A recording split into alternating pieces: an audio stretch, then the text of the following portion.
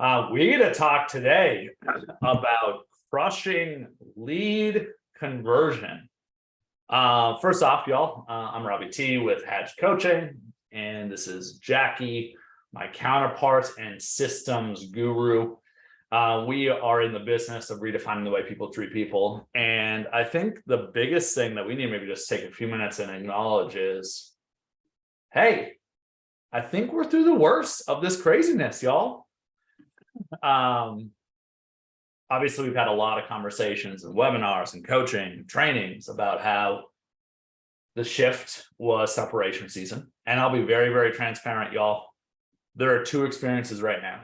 There are those that did the right things for the last 5 months and are seeing the results from it and are flying out of this. And now that things are somewhat stabilizing, obviously it's not back to the market of yesterday, which, by the way, I want to say just firsthand, I never want to go back to that market post-COVID. Like, that stuff was stupid. It made no sense. And I hope we never, ever see that again. Okay. It was not good for people at all. I love that. Somebody said, oh shit, he said the S word. I have not sworn yet. Y'all should be proud of me. Trying to keep it clean. That's my New Year's resolution. That's a lie, but I will try. Anyways, I think we're through the worst of it. Here's what I am seeing and hearing nationwide, just so you all know, is that interest is spiking. Interest is going up.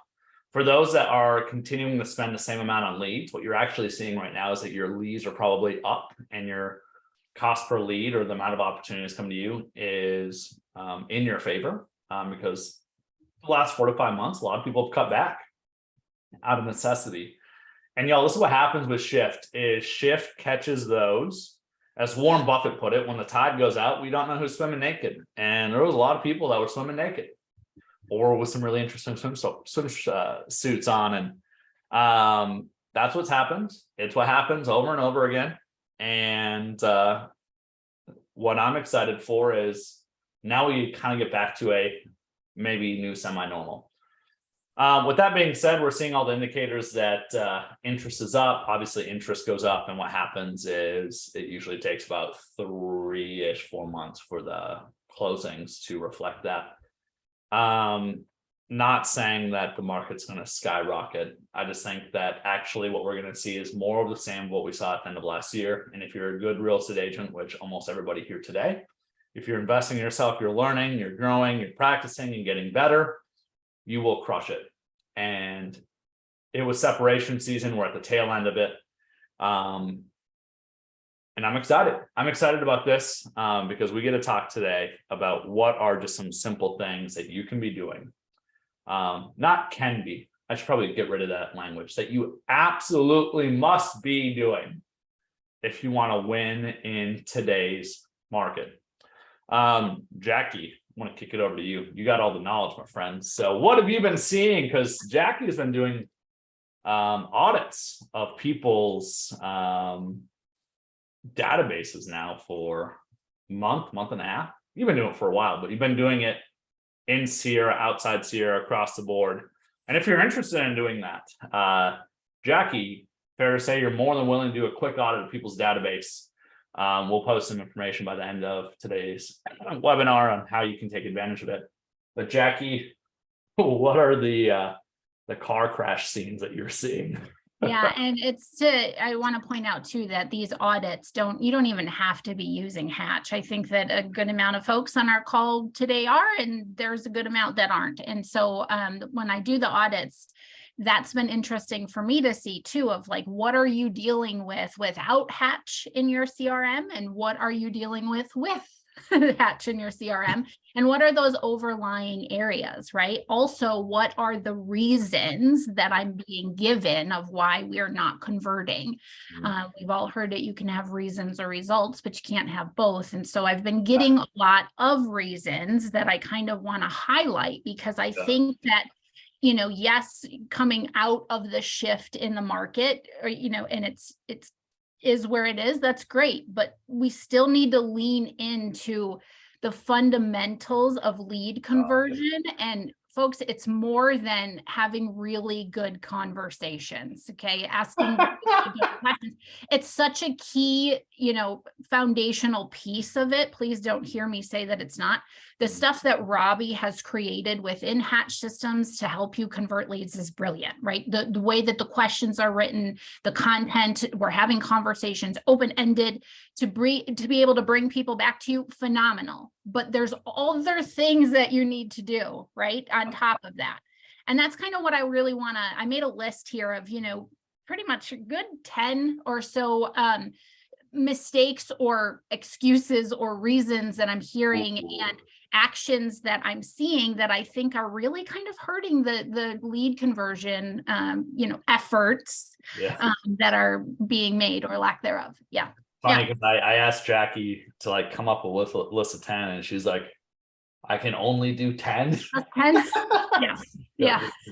Awesome. Well, I'm excited. I don't even know what these are. So kick it off, Jackie.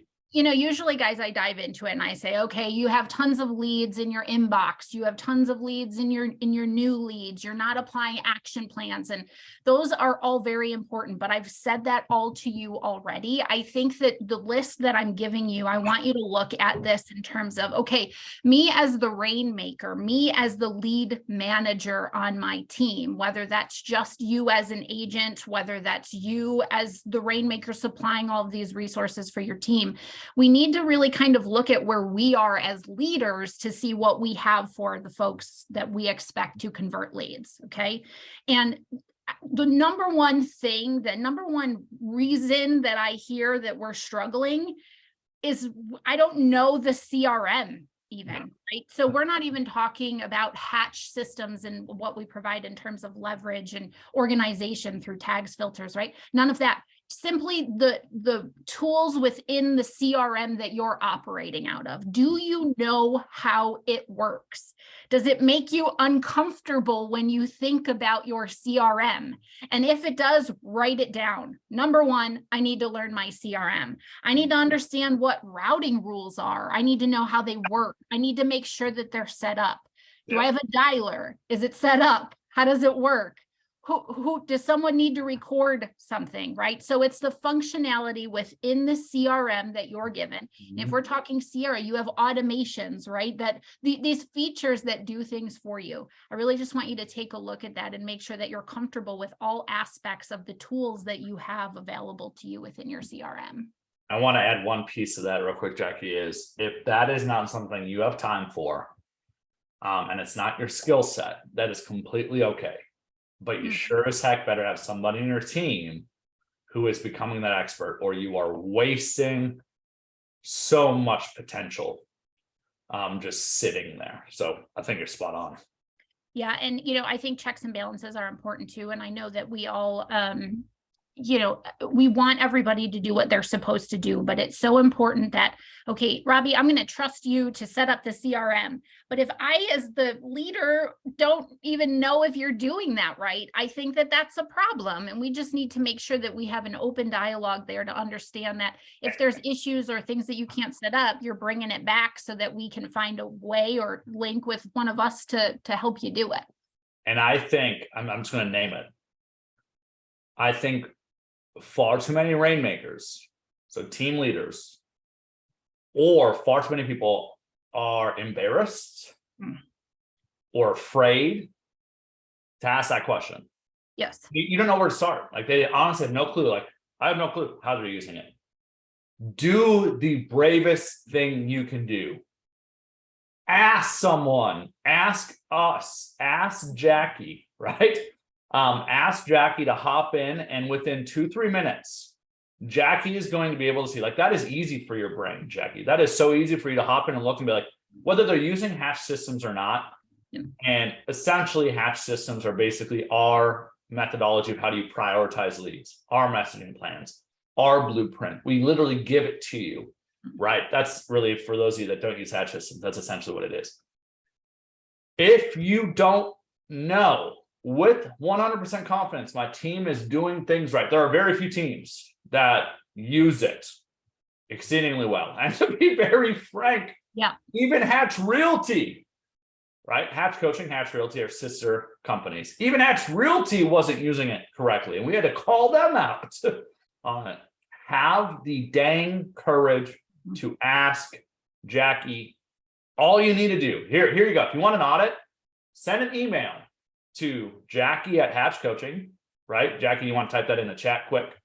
Send an email to Jackie at Hatch Coaching and literally just say audit. But here's what's funny. Jackie and I were having this conversation. She had done 17 audits, and she had emailed 17 people that she had done audits for, saying, hey, we need to talk about the findings of this audit. And those people hadn't responded. Y'all, we got to start taking this stuff seriously.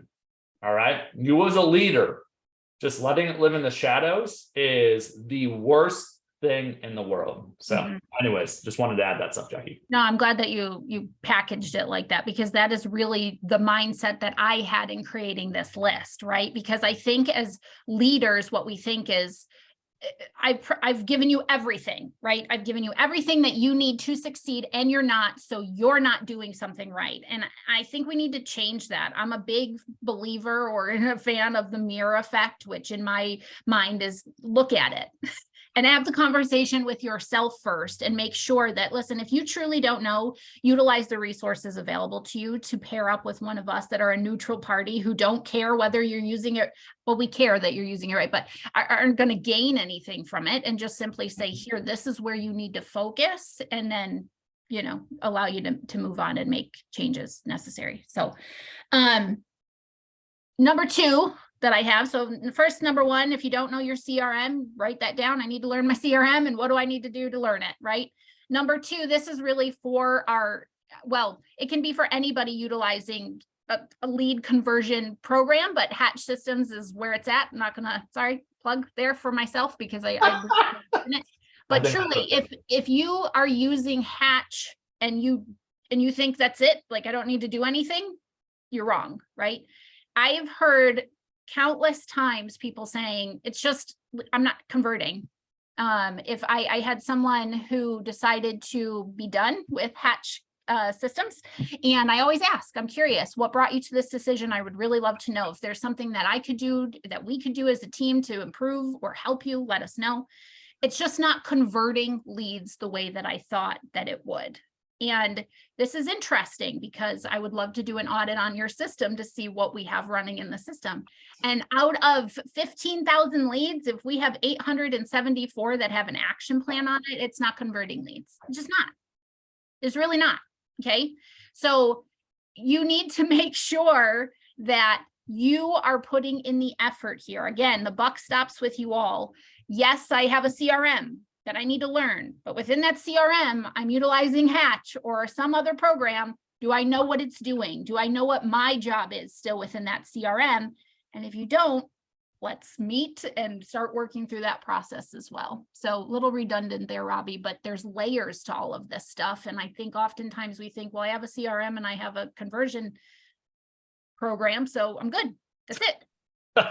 And just so you all know, the second half of today's call, I'm going to be talking about some conversational things that I think are really key to later into this, in addition to the system stuff. But yeah, I hear it and I see it where people are like, it's just not working the way I want. And it's like, you're not working it the way we want. That's the God's honest truth. Yep. 100%. So the other number three, what I put down is developing an SOP. I think this, again, all goes hand in hand with each other, but it's very, one builds on top of the other, and understanding and having folks in place that will learn your CRM, that will learn your lead conversion program. Okay, this poll just popped up. I don't need to do anything with it. That's the only way. It's the only way I could put it in there. So, yep, I just got creative. Sure. Nope. I just wanted to make sure I wasn't screwing something up. Yeah. But also then have that SOP needs to be developed in there. Who's responsible for which part of it, right?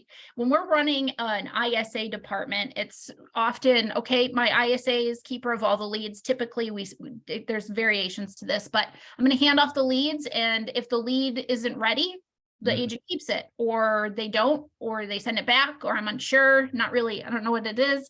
Yep. Those are the gray areas you want to look at and highlight to make sure that we have a good flow, that there's checks and balances, that your ISAs or rainmakers can look at it and say, you earned the right to continue to get more leads, or you didn't, and here is why. And I just love this because it's really us coming together as converters, as just a team to say, this is what I'm responsible for, and I'm going to do this. And if not, then we'll talk about it. Okay. Does that make sense, Robby? What the SOP you think? 100%. Yep. And well, first off, what does an SOP stand for? Sorry, standard operation procedures. Sorry. Yep. We always talking like SOPs, KPIs, standard operation procedures, and key performance indicators. Yeah.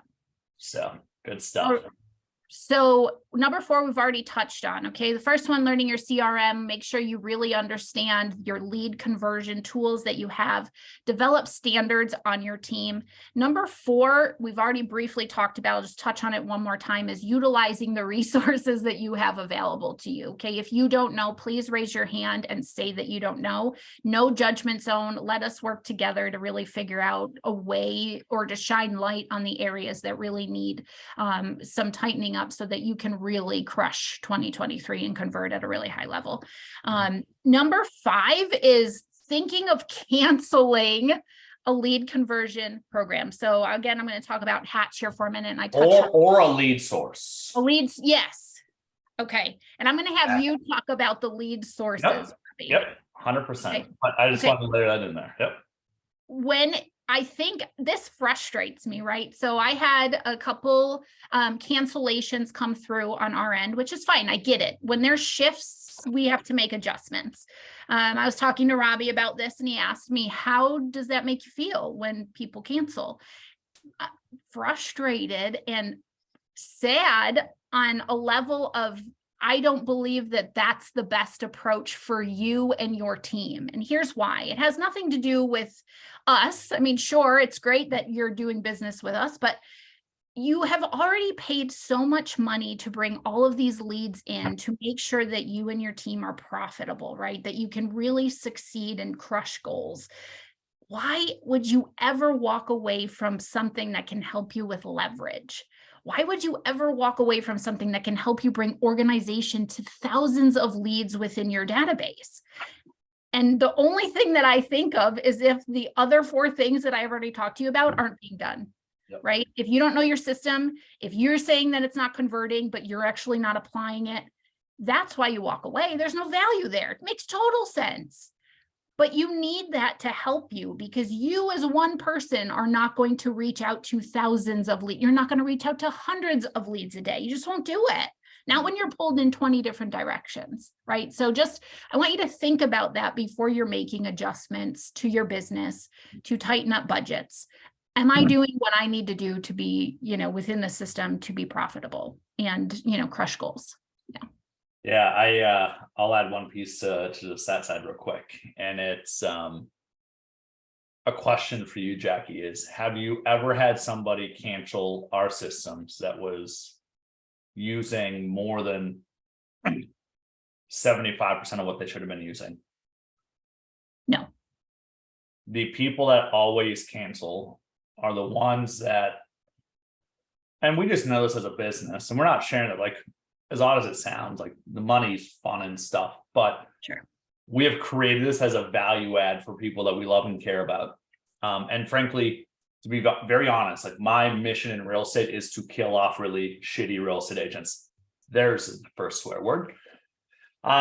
Because as an ISA, I saw so many horror stories. And what I know is most of the people that are attracted to us in our circle, our world, are really premier agents. And what ends up happening is we fail to do the simple things that we should be doing. And that's almost always what leads to people canceling, is not doing those things. I didn't want to add about lead sources, by the way. Yes. First off, a lot of people, you probably shouldn't have been buying a lead source to begin with. I'll first name that. A really good example is pay-per-click leads. If you have false expectations for lead sources, that's why I see people cancel a lead source. If you're buying PPC leads and expecting to close more than 1% this year, you're kidding yourself. It will not happen. The thing that everybody should be doing is you should be measuring your cost per closing. This is something that's so funny. People talk about cost per lead all the dang time, but nobody talks about cost per closing. That's what really matters. Cost per closing, of course, is the total amount spent on leads divided by closings in an individual year. But what gets wonky with PPC leads is they get better with age. It's like a red wine. And here's how I know this is you could stop buying PPC leads today. And if you keep doing the right things over and over, you'll actually convert likely more PPC leads in year 2 than you would in year 1. If you're using some type of system that's following up, connecting with people, and so forth. And again, we're going to take some time later today to talk about how to create more opportunities in our conversations. And we'll talk about some language patterns, questions. I'll say the gross word I hate, which is scripts, but we'll hit on that. But if you have false expectations for a lead source, if you thought it was going to convert like that, you were kidding yourself.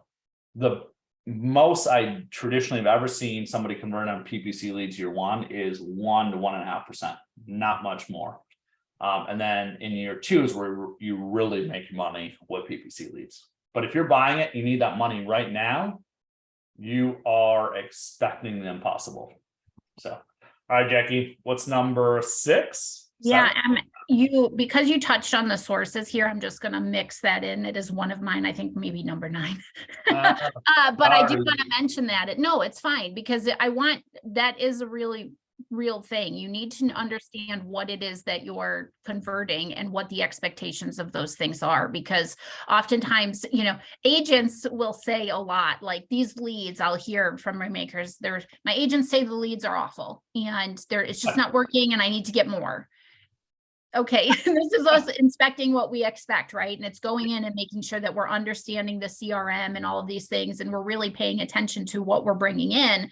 But you have to look at those lead sources and say, okay, I mean, Robby, we looked at pay-per-click, right? Was it 640 days, I believe you told me, on average to convert pay-per-click leads? On average, yep. So goodness gracious, like if that's what we're centering the conversation around, let's just really be on the same page about that.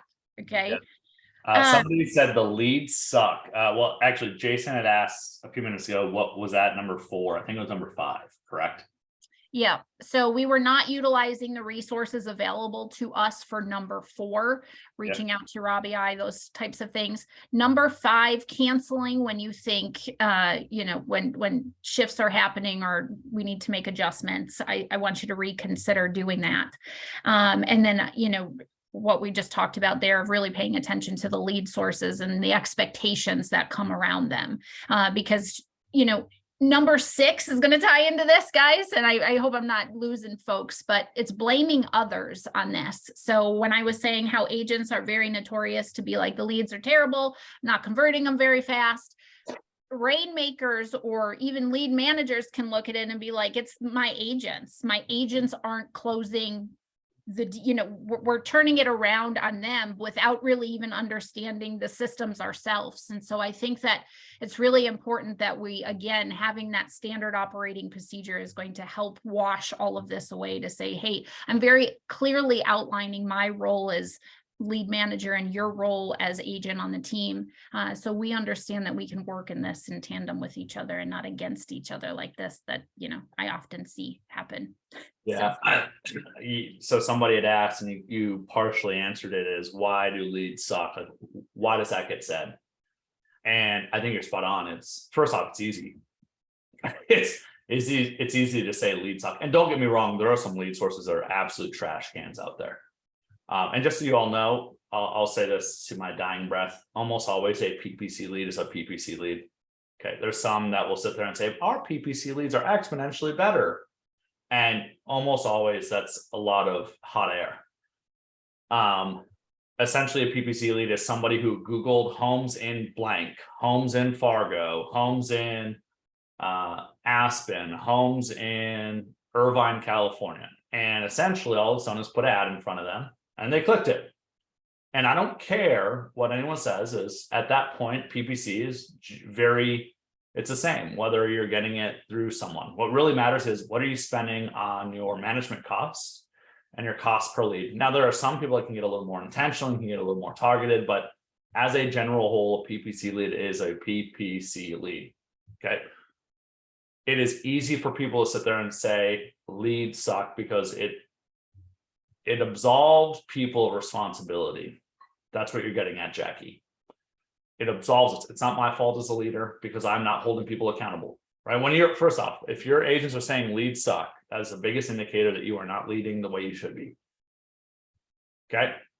There's one team, there's only, honestly, I was shocked by this. I have a coaching client that coaches, they're building an ISA department. There's one team I've ever met in my life where the agents were doing what they were supposed to be doing and actually calling the leads.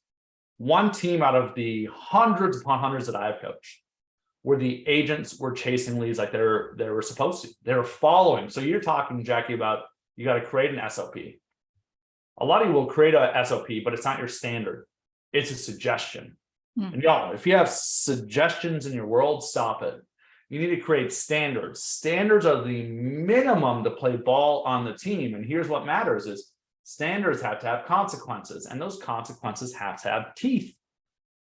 What I saw happen when this shift happened was there's two different responses happening. One is people doubled down on their standards and they raised their standards. We needed to be doing more. We expected more effort. And it's those people right now that are flying out of the gates. My favorite example is Mike Novak. A lot of people know he's a Hatch system user, one of our best friends, part of our mastermind. The bro's already penned 8 homes this year. We're 17 days in, and it might even be 10 by now, knowing that guy.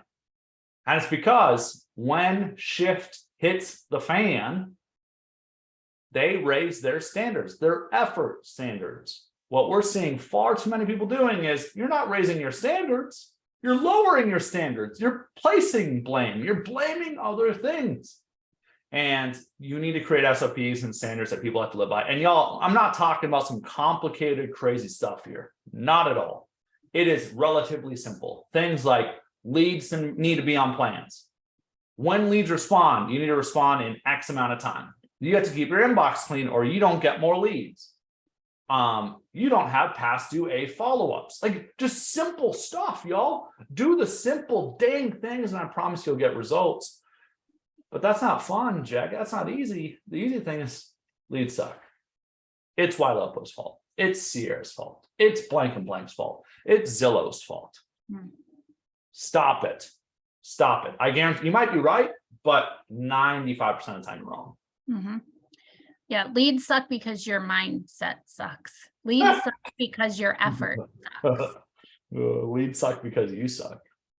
I mean, it's honest, like that's what's happening here. And that's why the list is here really to design for you to get really small and really look at all the things, right? We always hear motivation is not what you need. It's discipline. And it's that daily discipline that's going to get you to be able to do really great things, especially in times of shift. And so it's taking a look at what you have, the tools that are available to you, and are we using them? And if you're not, you are wasting money, right? And it's just going to keep going.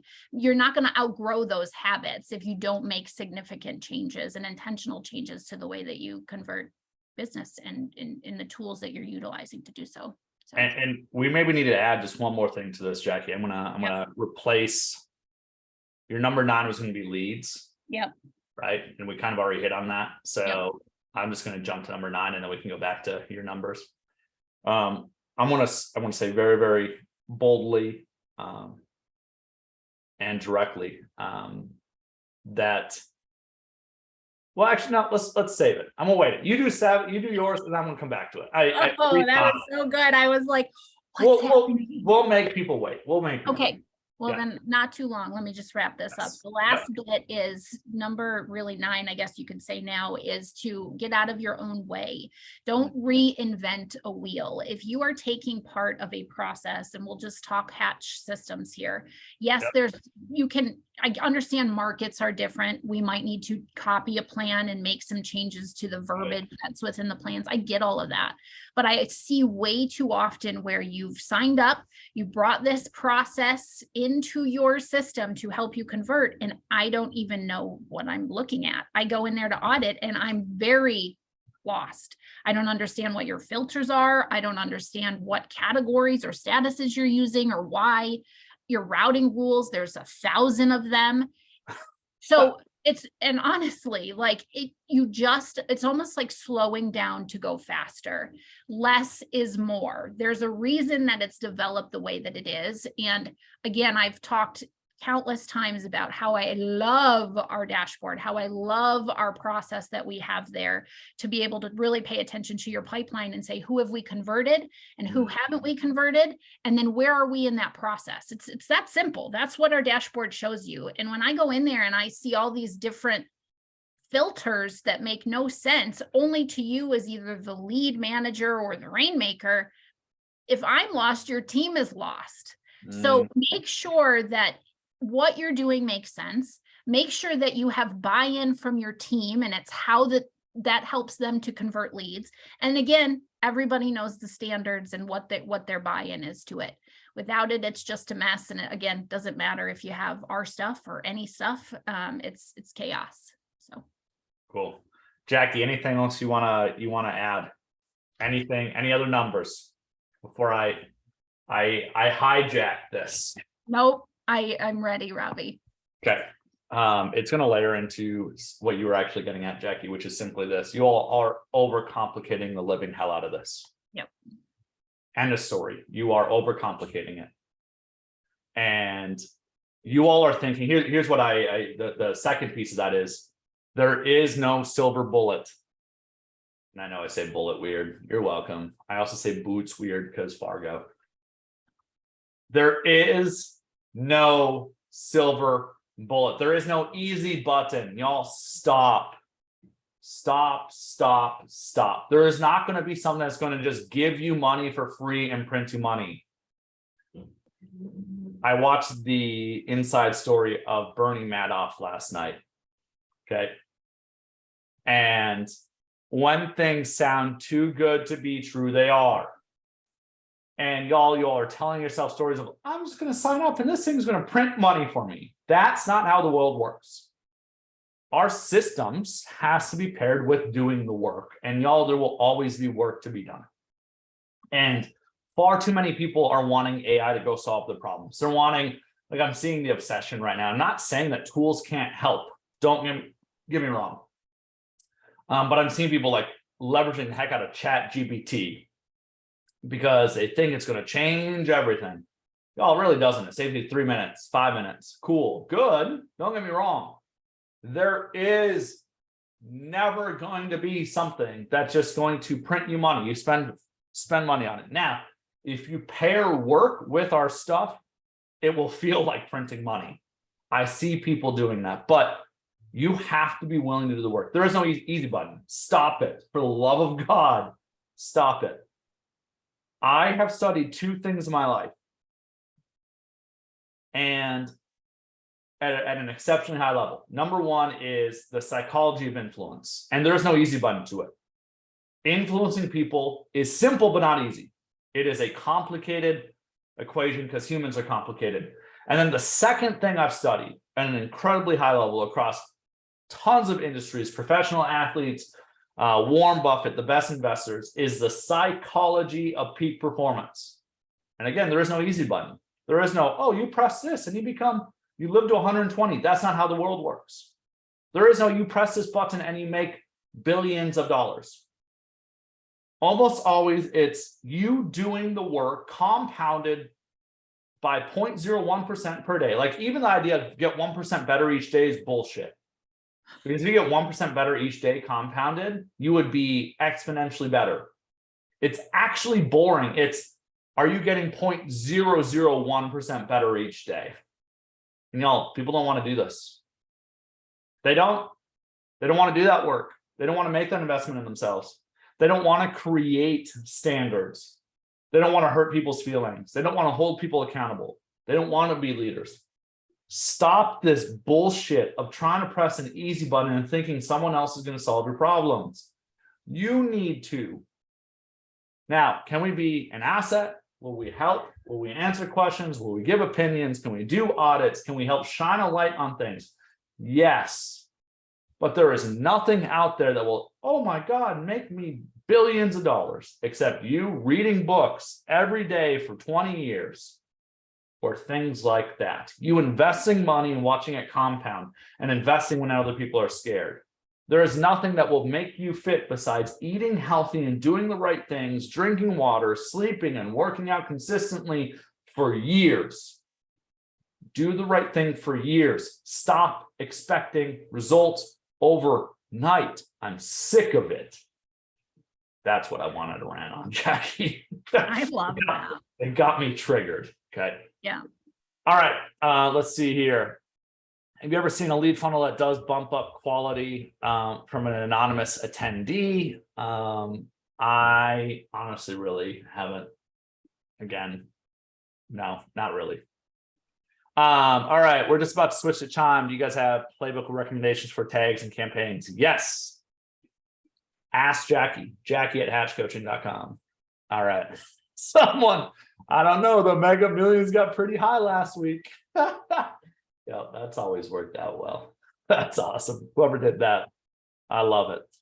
All right, y'all, let's dive into the second piece of the webinar today, which is simply this. I think this plays well. If you want to crush lead conversion, you need to stop being a lead converter. You need to be a lead creator. Everybody needs to write this down. You need to stop focusing on just converting, and you need to be a creator. There are a couple different things that I think you can be doing to become a lead creator. Number one is chase the free leads. Expired, canceled, FSBOs. Go chase the free opportunities. People ask me, well, how should I chase expireds? What should that look like? Treat them like a high quality seller lead. Y'all, if I were to call you up and say, hey, Jackie, I got this lead source for you. It's a list of people that had their homes listed with other agents, didn't have success on their homes. People just pay me stupid money for that list. Y'all, you get it free every single morning. Why are you not taking advantage of it? Now, here's the biggest problem with expired calls. Here's what happens. They get a lot of calls from your competition, no doubt about it. Less now than maybe before, but irrelevant. Here's what most people are doing. They're calling saying, hey, Jackie, saw that your home came off the market. When are you going to interview the right agent to sell your home? You do some salesy, crappy bullshit that they don't want to hear, and you annoy the hell out of them. You try selling them on why you're the right agent for them. Stop that. Don't do it anymore. Not needed. Instead, call Jackie up and say, hey, Jackie, saw that your home was for sale and it came off the market this morning, and I just wanted to find out what happened. And don't get me wrong, here's what's going to happen is Jackie's going to be pissed off at first. She's going to say, God damn it, you're the 8th person to call. She's going to say, you and real estate agents are frauds. She is going to be standoffish at first, rightfully so, because she's received a poor experience. And here's what you need to do. Get on her side and say, no, you're not wrong. Real estate agents are annoying. I have to work with them all day long. They annoy the hell out of me. Or if she said something frustrating like, yeah, I just can't stand your real estate agents. You're all a bunch of frauds. I agree with you. A lot of times they're the worst. They're annoying as heck. And then turning to a question, well, tell me what happened. What happened in your experience? Help me understand why you're saying that. Give me some perspective here. Y'all, my number one goal in an expired call is simply this: turn it into a counseling session. Get them to open up and vent about all their frustrations about that prior agent. And y'all, if a lead ever brings this up about prior experiences, usually it's not good. So I'm going to turn it into a conversation about getting them to open up and explain what are all the things that went wrong. Now, here's where a lot of you will go wrong again, is when they say something like, well, my agent really sucked at communication. You're going to sit there and say, well, I would make sure to over communicate with you. Stop that stupid shit. All right. Nobody likes a person that's talking about themselves. There's somebody that needs to hear that again. Nobody likes a person that talks about themselves. You go into the bar and you see the dude that's talking about himself. What's the first thing you want to do? Run. We hate that person. Yet when we are talking to leads, we become that person. Why? We are insecure AF. It's out of ego. Instead, get them talking about their pain points, their frustrations, get them to keep talking about it. When they say the communication with my prior agent really sucked, I'm going to say, well, tell me about that. Give me some examples. Get them talking about those pain points. Get them to keep talking. And here's what you do. You want to win an expired, you do what I just said, turn it into a counseling session. And then you ask this simple question. Jackie, first off, can definitely tell why you're really frustrated. I got to ask you this. If you were to do it all over again, go through this whole process over again, what would you do differently? Here's going to be their answer. 99% of the time. I'd pick a different real estate agent. I'm gonna say I'd pick someone else. I would have listed with somebody else. I would have done more research on who I worked with. Right? And then I'm gonna say, okay, cool. Well, tell me what you would look for in that agent. Again, I said the number one thing I've studied is the psychology of influence. The number one rule that you have to follow in influence is you got to find out what's already influencing them. Here's what you're doing here is you're finding out what do they want. And from there, it becomes super easy. Just deliver. The biggest reason we failed to provide quality service is we have failed to find out what's already influencing them. When we find out what's influencing them, all we got to do is remember it, reflect it back. Oh, this person said they don't want me to text them and ask for a price reduction because it pisses them off. Well, totally makes sense. I'm empathetic to that. And now I know I shouldn't text them and ask for price reductions. A lot of times we make assumptions. We think things are common sense. We think we know. Stop assuming, start asking. It is truly that simple. It's not easy, but it is that simple. And then when they do this, what's going to happen? You find out all the different things about the agent they want to be. Then you can end it with what I've done to help other sellers just like you that were listed with a poor agent or who had gone through a bad real estate experience is I've sat down to create a game plan to talk about how we can get your home sold. Is that something you find some value in? You follow what I just taught you, you will win literally at 8 out of 10 conversations you have with an expired lead. Guaranteed. Go get it done. That's the first thing of how do you create opportunities. That's the new opportunities. I've also been hot on this idea on crushing in lead conversion. And I want to talk about the biggest reason why people don't crush it in lead conversion. Everybody, please pay close attention to this.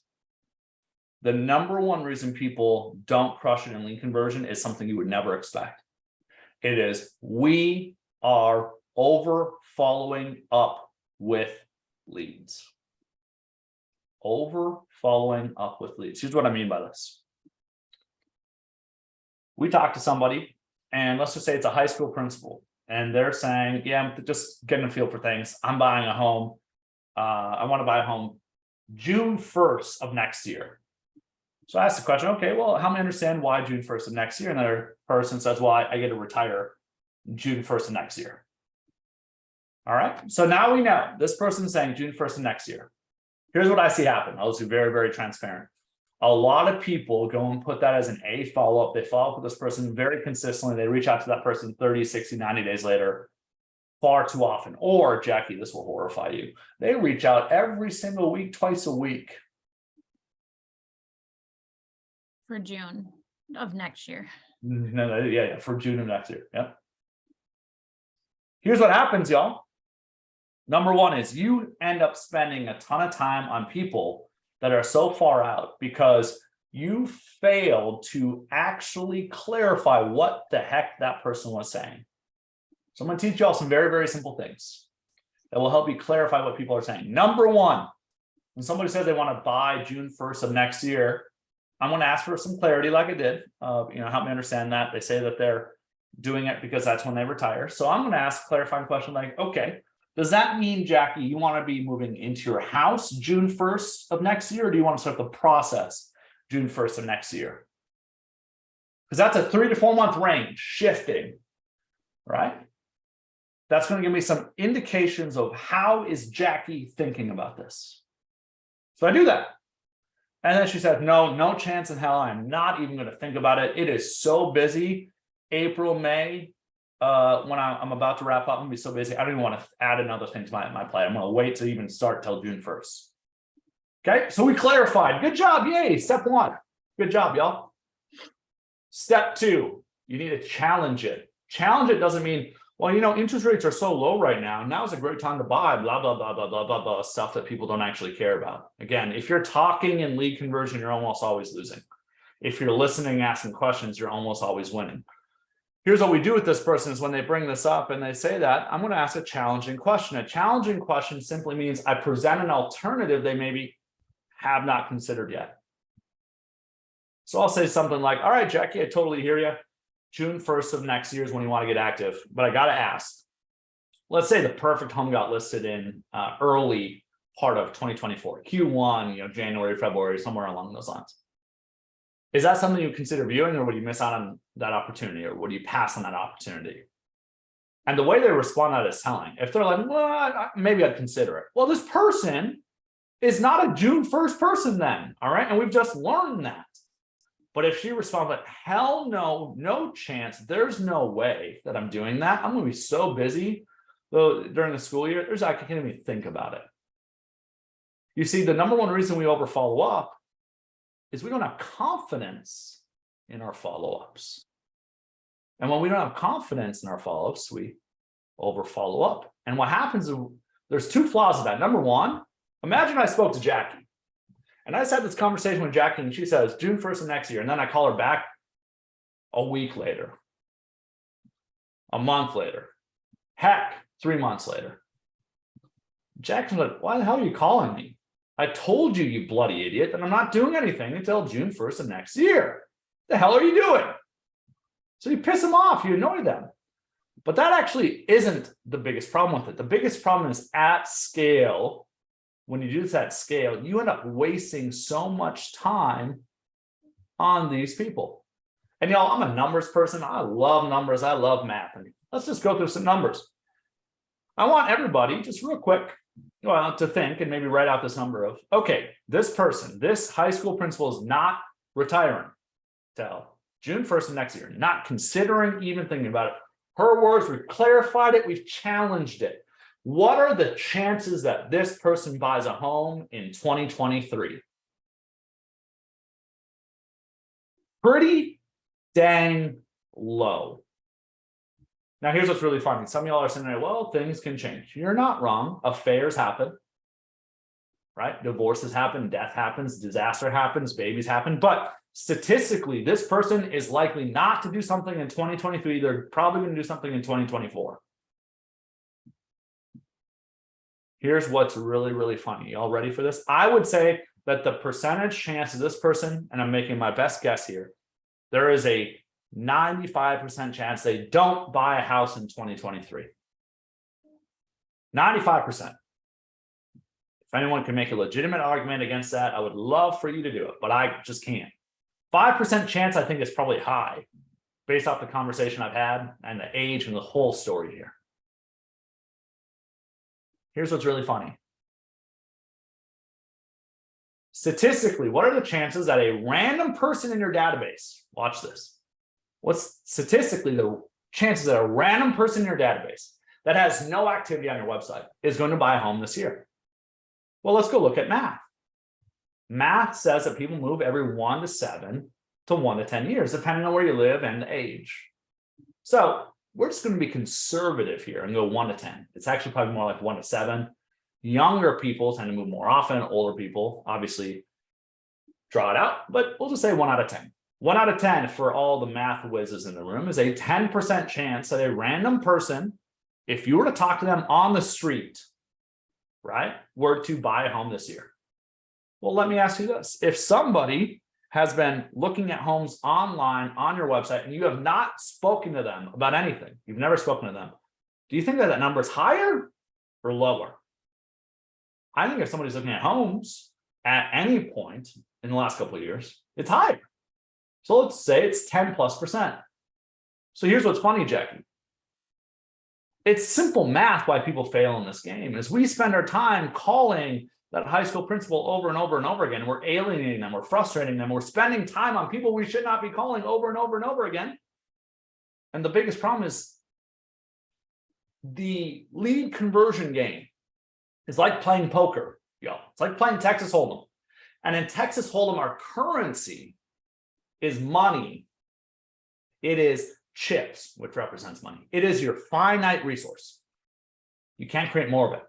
In our ISA game, our chips is our time and energy. And the more time and energy you spend on low conversion opportunities, it would be like us betting on 7-2 pre-flop. And if you don't know what that means, basically it's you betting with the worst hand in poker saying, hopefully I can win. And y'all, guess what? Statistically, there's a chance you win.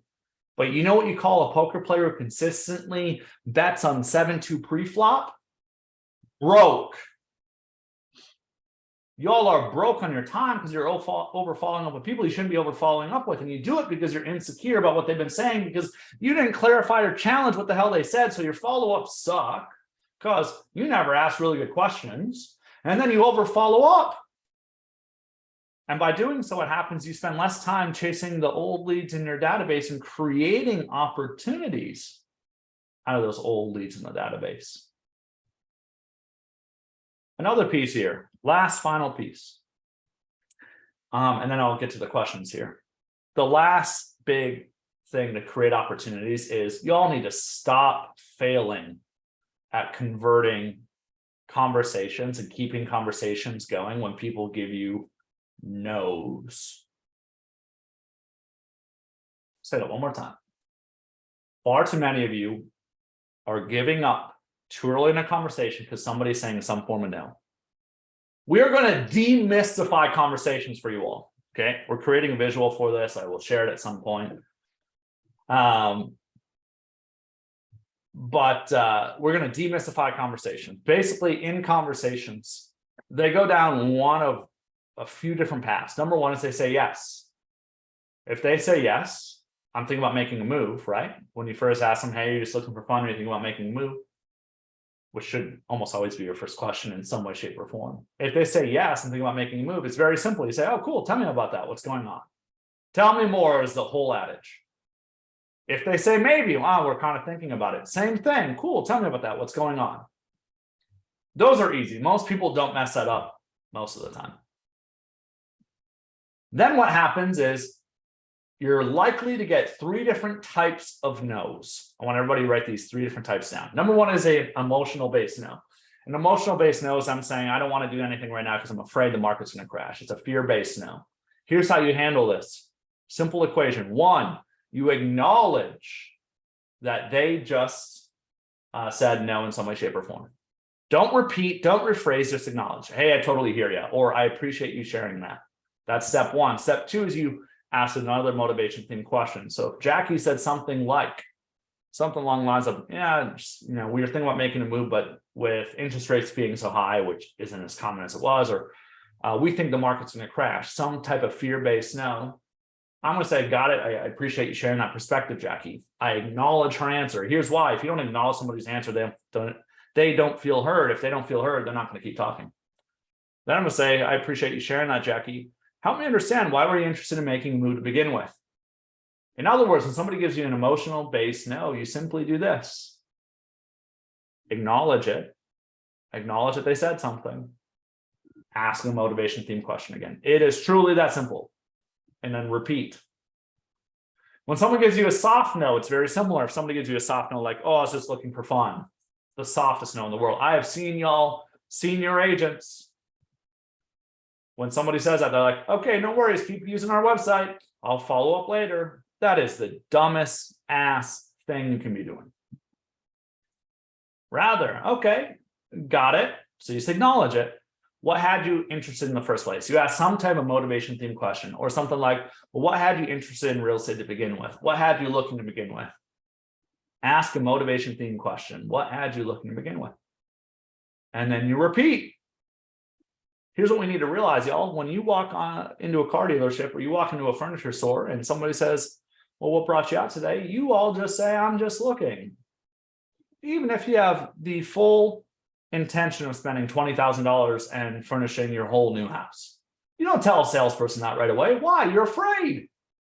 These people are afraid of you. Rightfully so. They don't like salespeople. Okay. Final one, the 5th different pathway, the hard no. Hard no is, yeah, I'm not buying anything right now. I'm waiting until June 1st of next year. Okay, number 1, you clarify. Help me understand June 1st. If they say, no, I'm not doing anything right now. Okay, why is that? Help me understand that.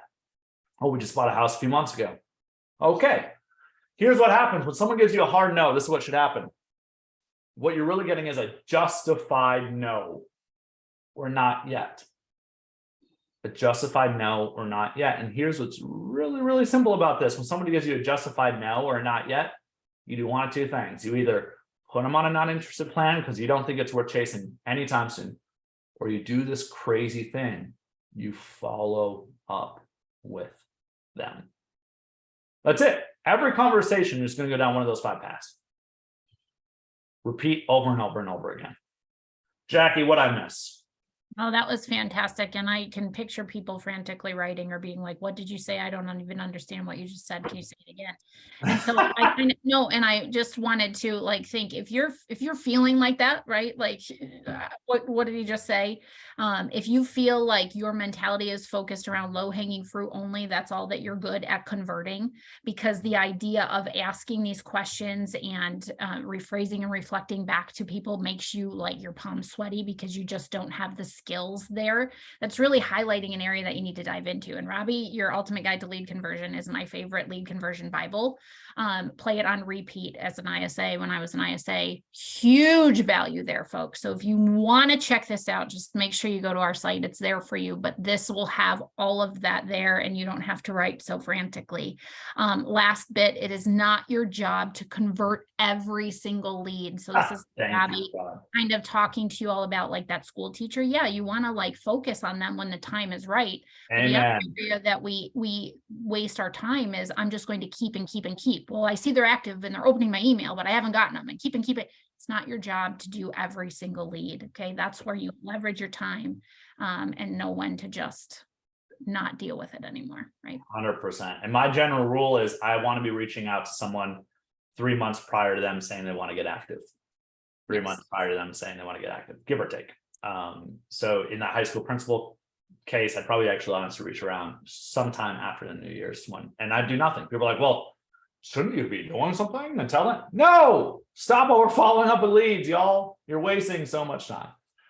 What is the secret to get leads to not click stop when receiving initial texts? I'm assuming you're using Sierra, Heather.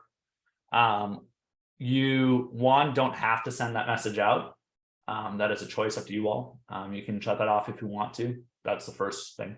Secondly, if you are using that, we have TCPA plans that we've created for our Sierra users only because it's a lot of extra work. And basically what happens is we sandwich that text going out with another text and it reduces those stops 80%, give or take. FSBOs, man, I don't have time to cover FSBOs. Sorry, y'all, today that we'll do another webinar. We got to leave you hanging with something. Sorry. All right. Challenge question, Heather. Have you considered, or if this were to happen, would you consider this? We will create it as a flow chart. We are going to be sharing that with our Hatch system users first.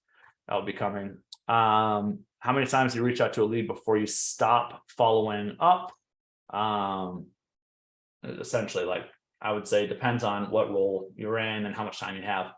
But somewhere like 25 to 50 times of reaching out and hearing nothing back is when I would stop. It really depends. That's a very generic answer. PPC leads are the best leads I think you can purchase. End of story. Buy PPC leads. Do the right things. Follow up. Wait. This is going to be recorded. It is recorded. We'll be sending you a copy of it. I honestly have no idea what I just said for the last 20 minutes. So if you ask me right now what I just said, I usually can't reference it. I go into presentation mode. Jackie, that's all I got. And I drank a lot of water, so I got to run. All right. Thank you. Peace, y'all. Love you.